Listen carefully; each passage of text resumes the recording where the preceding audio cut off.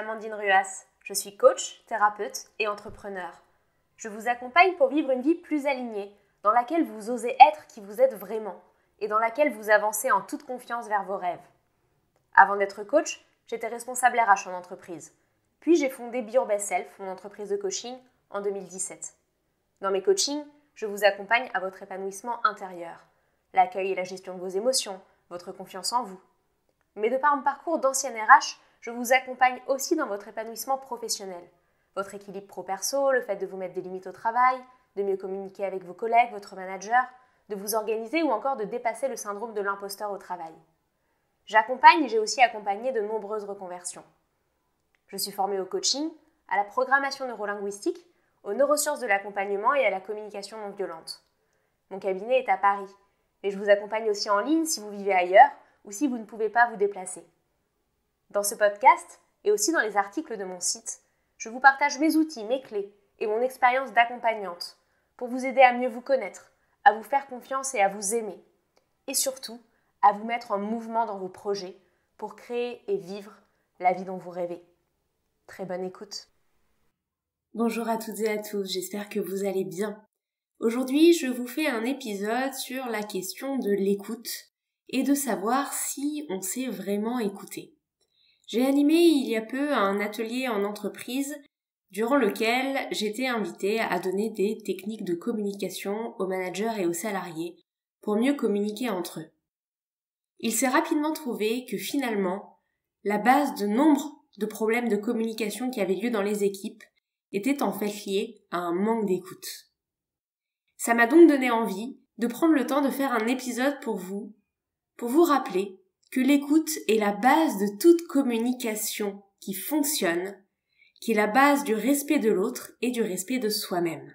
Et donc, je vais vous partager dans cet épisode des techniques, des méthodes pour mieux écouter l'autre et donc permettre à vos relations et à votre communication interpersonnelle de se transformer. Avant toute chose, j'ai envie de rappeler que lorsqu'on écoute quelqu'un, que ce soit un ami lors d'un dîner ou lors d'une soirée, que ce soit son client ou son manager ou son salarié lors d'une réunion d'équipe, que ce soit ses enfants lorsqu'ils nous racontent leur journée à l'école, ou notre conjointe ou notre conjoint qui nous raconte sa journée, il y a de nombreux travers dans lesquels on peut tomber. Le premier travers, tout simplement, c'est de ne pas écouter. Ne pas écouter parce qu'on est dans ses pensées, parce qu'on pense à ses propres problèmes, à ses propres ennuis du moment, parce qu'on a l'esprit ailleurs, ou tout simplement être dans ses pensées parce qu'on est déjà en train de préparer la réponse que l'on veut donner à l'autre plutôt que de l'écouter. Un autre travers, c'est celui de couper la parole, surtout si on a l'impression que l'autre prend trop de temps pour exprimer son point de vue.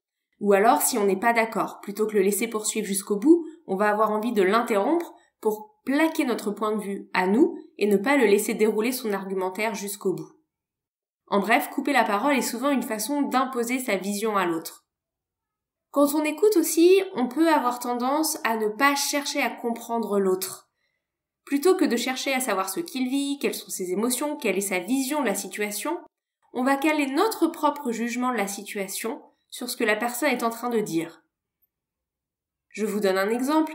Si votre conjoint ou votre conjointe vous explique qu'il s'est senti blessé lorsque vous avez fait cette blague sur lui ou sur elle lors d'une soirée entre amis, vous pouvez soit chercher à comprendre sa vision, à comprendre qu'il a eu une émotion de gêne, de honte, d'embarras, que dans sa réalité à lui, il a donc vécu quelque chose de difficile, ou alors, vous pouvez vous contenter de juger et d'imposer votre vision à vous en disant « mais non, pas du tout, je ne t'ai pas blessé, je n'ai pas dit ça ».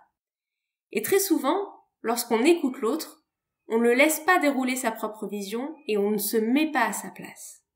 Un autre travers, c'est aussi celui de ne pas accueillir les émotions de l'autre, de s'en couper, d'en rester au fait de ce qu'il raconte, et de ne pas comprendre que derrière les faits, il y a un être émotionnel qui a peut-être de la colère, de la tristesse, de l'angoisse, de la joie, de l'enthousiasme, de la frustration.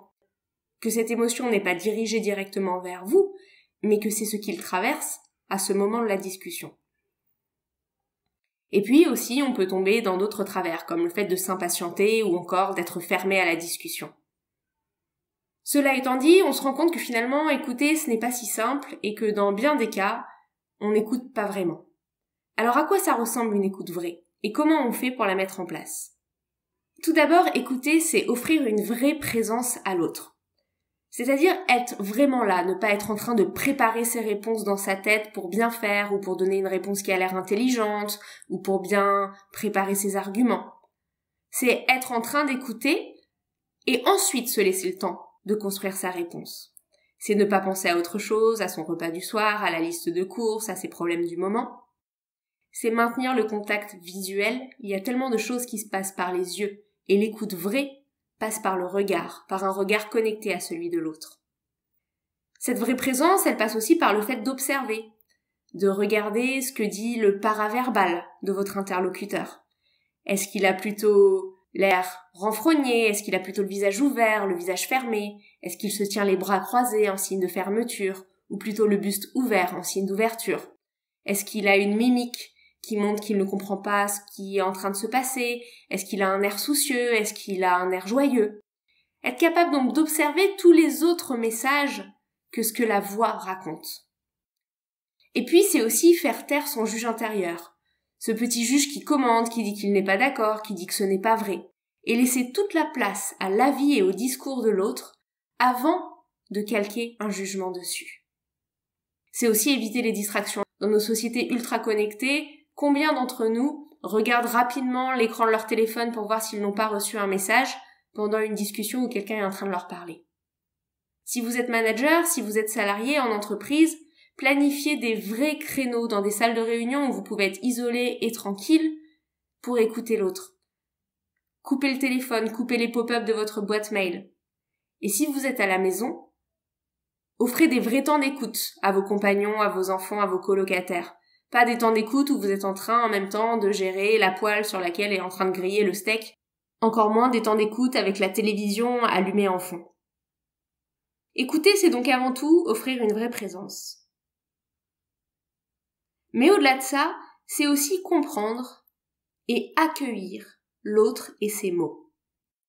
Ce n'est pas se contenter de recevoir ce qu'il dit, mais chercher à clarifier, à creuser, à comprendre quelle est la teneur du message de l'autre et accueillir complètement ses mots et son ressenti. Comment ça se passe concrètement? Tout d'abord, veillez à bien clarifier pour vous assurer de bien comprendre ce que dit l'autre. Clarifier, ça passe par poser des questions ouvertes et non pas des questions fermées. Pour rappel, les questions ouvertes, ce sont les questions qui commencent par quoi, comment, pourquoi. A contrario, les questions fermées, ce sont les questions auxquelles l'autre répond par oui ou par non. Si vous dites « Qu'est-ce qui t'a mis en colère ?», il s'agit d'une question ouverte. Par contre, si vous dites « Est-ce que c'est ma réponse qui t'a mis en colère ?», il s'agit d'une réponse fermée.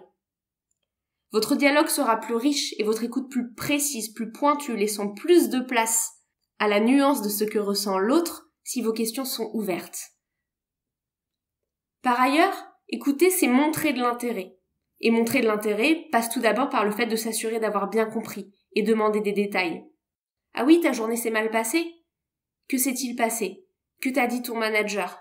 Comment as-tu réagi? Pourquoi s'est-il énervé comme ça? Qu'as-tu fait après?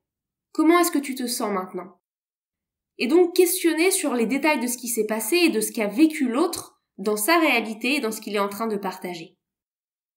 Une fois que vous avez questionné, clarifié, creusé, vous pouvez aussi répéter et reformuler pour montrer que vous accueillez le message de l'autre. Ah oui, ton manager t'a blessé parce qu'il t'a fait un commentaire sur ton rapport. Tu t'es donc senti triste et frustré. C'est bien ça? Répéter et reformuler, ce n'est pas faire le perroquet.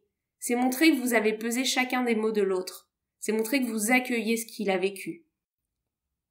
Et c'est montrer que vous ne calquez pas votre propre réalité sur le ressenti de l'autre.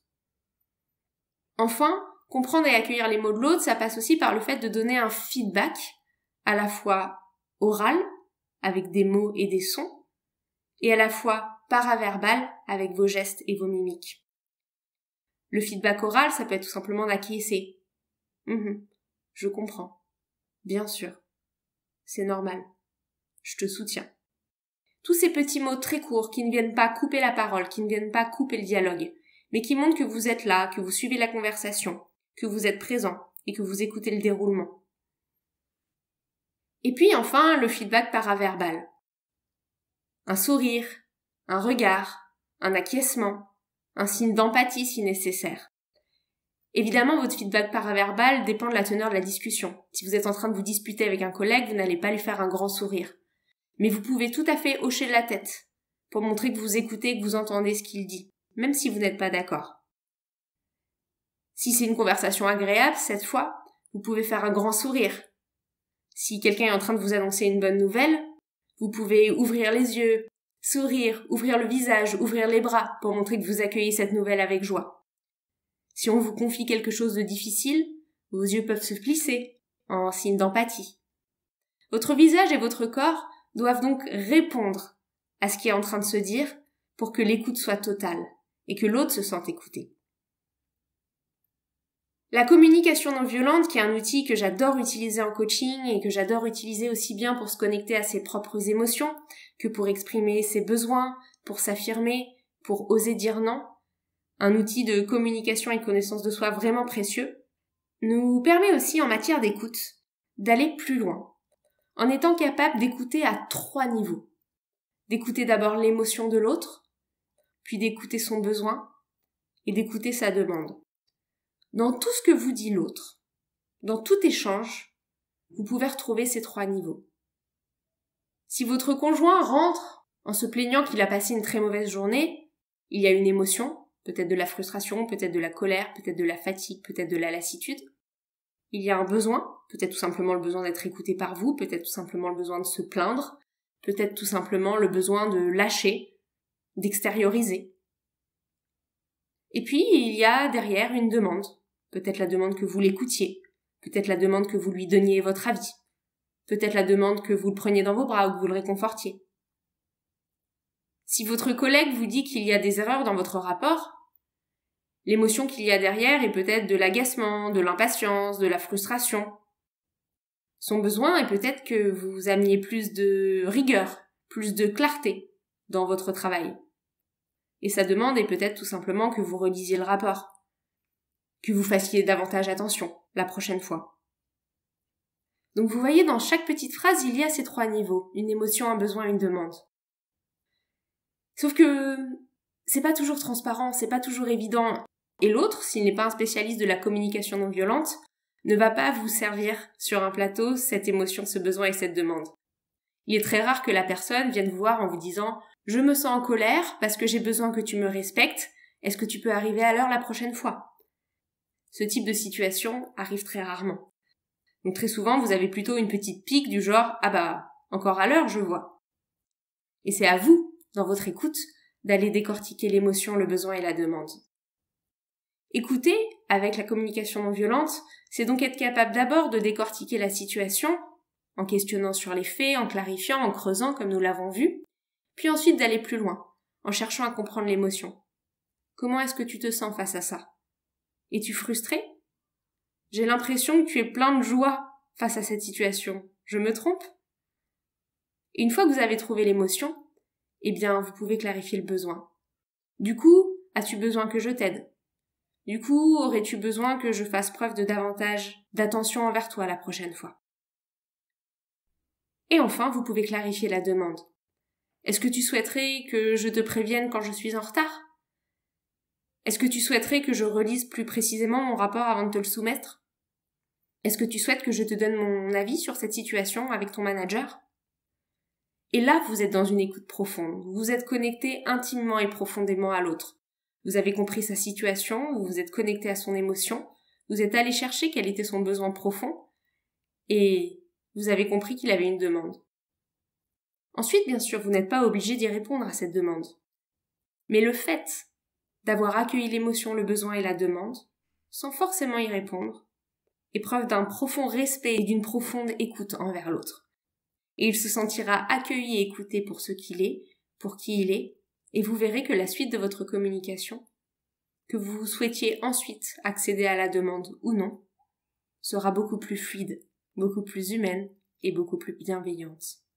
Dans les séances individuelles ensemble, comme dans les parcours en ligne, je vous donne des outils pour mieux communiquer, mieux écouter, mieux vous connecter à l'autre et à vous-même, Pour plus d'informations sur mes séances individuelles, mes parcours ou pour toute question, vous pouvez me contacter sur mon site amandineruas.fr, sur ma page Instagram beyourbestself-coaching ou encore sur ma page LinkedIn.